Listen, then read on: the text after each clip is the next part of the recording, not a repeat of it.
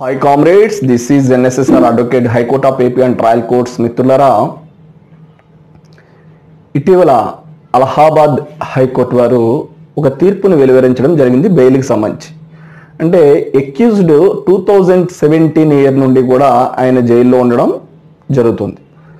So trial వచ్చి near ఫ్యూచర్లో conclude అయ్యే పాసిబిలిటీ లేదు.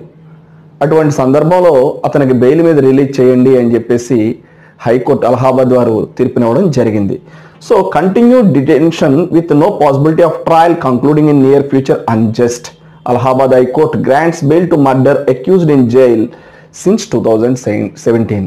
మిత్రులారా, ఒక వ్యక్తి యొక్క స్వేచ్ఛను until prove the guilt of the accused హరించకూడదు అన్నది బెయిల్ యొక్క rule. First point, golden principle.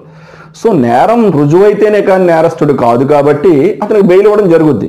So అదే సందర్భంలో అలహాబాద్ హైకోర్టు వారు ఈ యొక్క అక్యూజ్డ్కి ఎందుకు బెయిల్ గ్రాంట్ చేయడం జరిగిందంటే 2017 నుండి కూడా అతను జైల్లో ఉన్నాడు. సో నియర్ ఫ్యూచర్లో ట్రయల్ కంక్లూడ్ అయ్యే అవకాశం లేదు. సో అతన్ని 2017 నుంచి అతను ఉన్నాడంటే అతను ఏ విధమైనటువంటి అఫెండర్ అన్నది కూడా మనం కొంత ఒక అవగాహన చేసుకోవచ్చు. సో ఏదేమైనప్పటికీ కూడా నియర్ ఫ్యూచర్లో ట్రయల్ కంక్లూడ్ అయ్యే పాసిబిలిటీ లేదు. అటువంటి సందర్భంలో అతన్ని బెయిల్ మీద రిలీజ్ చేయడం జరిగింది, బెయిల్ ఇవ్వడం జరిగింది. ఎందుకంటే బెయిల్ లేకుండా అతను డిటెన్షన్లో ఉన్నాడు జైల్లో. సో బెయిల్ ఇచ్చినప్పటికీ అతను ట్రయల్ మామూలుగా జరుగుతుంది. తర్వాత కన్విక్ట్ అయితే అతను మరలా జైలుకి వెళ్లాల్సిన అవసరం కూడా ఉంటుంది.